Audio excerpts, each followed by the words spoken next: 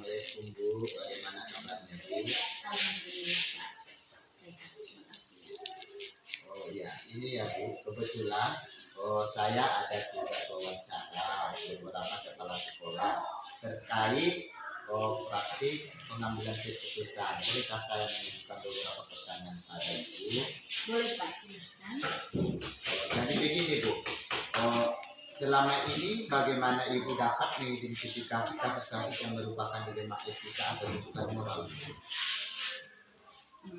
Baiklah, sebagai seorang pemimpin di sebuah instansi pendidikan pasti akan beragam kasus yang akan kita hadapi, baik itu kasus yang keduanya benar tetapi saling bertentangan, yang dikenal sebagai dilema etika, ataupun kasus yang salah satunya benar dan yang lainnya salah. Kedua kasus tersebut Bapak harus dapat diidentifikasi dengan benar agar tidak ada kesalahan dalam pengambilan keputusan. Caranya yaitu dengan mengidentifikasi yang mana dari kedua kasus tersebut adalah dengan memahami masing-masing kasus. Kemudian tentu saja untuk memahami kasus-kasus tersebut saya harus berkomunikasi dengan pihak yang terlibat. Setelah permasalahan sudah dipahami, maka perlu melakukan beberapa hal untuk bisa memetakan apakah kasus tersebut merupakan rujukan moral atau dilema etika. Oh ya begitu ya. Jadi selama ini bagaimana Ibu menjalankan pengambilan keputusan di sekolah Ibu, terutama untuk kasus-kasus di mana dua kepentingan yang sama-sama benar atau sama-sama mengimbangi nilai kebajikan?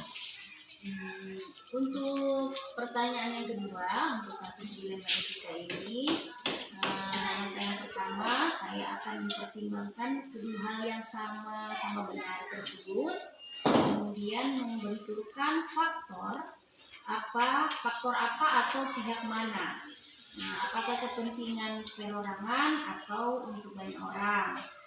Kemudian mengandung nilai-nilai kebenaran atau kesalahan, yang apakah ada rasa adil atau belas kasihan, apakah berdampak untuk saat ini atau seterusnya. Jadi langkah-langkah atau prosedur seperti apa yang biasa Ibu lakukan selama ini? Baiklah, langkah-langkah yang dilakukan, yang pertama suara hati dan nalar terus sejalan, Pak. Hati dan nalar harus sejalan untuk memilih kebenaran yang paling kecil mudaratnya dan besar manfaatnya. Kemudian dengan mempertimbangkan kepentingan peserta didik jika kasus itu berhubungan dengan peserta didik, berdasarkan pada prinsip berpikir berbasis hasil akhir, berpikir berbasis peraturan, dan berpikir berbasis rasa peduli. Jadi tahap berikutnya yang dilakukan melakukan investigasi dengan memeriksa kembali fakta-fakta dan menentukan peluang. Lalu buatlah keputusan. Lalu keputusan itu ditinjau kembali hingga keyakinan kebenaran itu ada. Insyaallah dalam bimbingan ilahi, keputusan yang kita ambil adalah keputusan yang bertanggung jawab. Ya, jadi hal-hal apa saja selama ini Ibu anggap efektif dalam pengambilan keputusan pada kasus-kasus dilema etika?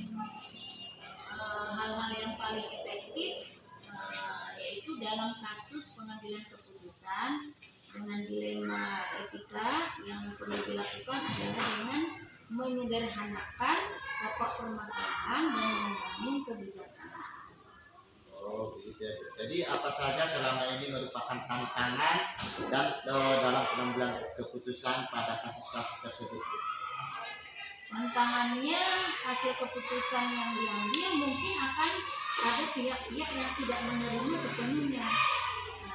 Prosesnya untuk dapat memahamkan sebagian orang secara ikhlas menerima dan menjalankan keputusan menjadi sebuah tantangan, serta untuk tetap istiqomah dalam menjalankan keputusan yang sudah disepakati. Jadi ibu, apakah ibu memiliki suatu tata kelola atau jadwal tertentu dalam sebuah penyelesaian kasus dilema etika? Apakah ibu langsung menyelesaikan di tempat atau memiliki sebuah jadwal untuk menyelesaikan bentuk prosedur seperti apa yang ibu jalankan? Tidak ada Pak, tidak ada jadwal tertentu dalam menyelesaikan sebuah kasus. Prioritas kasus mana yang perlu diselesaikan secepatnya tergantung dari jenis kasus, dan tentunya kasus tersebut diselesaikan secepatnya agar tercipta lingkungan sekolah yang sehat, kondusif buat semua warga sekolah. Jadi adakah seseorang atau faktor-faktor apa selama ini yang mempermudahkan atau membantu ibu dalam pengambilan keputusan dalam kasus-kasus tersebut? Yang pertama, komunikasi yang baik dengan semua warga sekolah. Kemudian pengelolaan emosi yang baik dan pemahaman tentang teori pengambilan keputusan sebagai seorang pemimpin menjadi faktor yang mempermudah dan membantu dalam pengambilan keputusan. Dari semua hal yang telah disampaikan, pembelajaran apa yang dapat ibu petik dari pengalaman ibu mengambil keputusan tersebut? Dalam mengambil sebuah keputusan, maka bisalah kita mengidentifikasi jenis kasus. Harus bisa dilakukan lebih awal dengan melakukan pengujian. Lalu lakukan pengujian benar lawan, benar untuk dapat menentukan paradigma apa yang akan kita pilih, sehingga keputusan bisa diambil sesuai dengan prinsip-prinsip yang tidak merugikan siswa. Oh, bagus sekali ya Bu. Ya, terima kasih Bu atas waktunya hari ini, atas kesempatan wawancaranya hari ini. Saya mengucapkan terima kasih banyak ya Bu. Iya, sama-sama.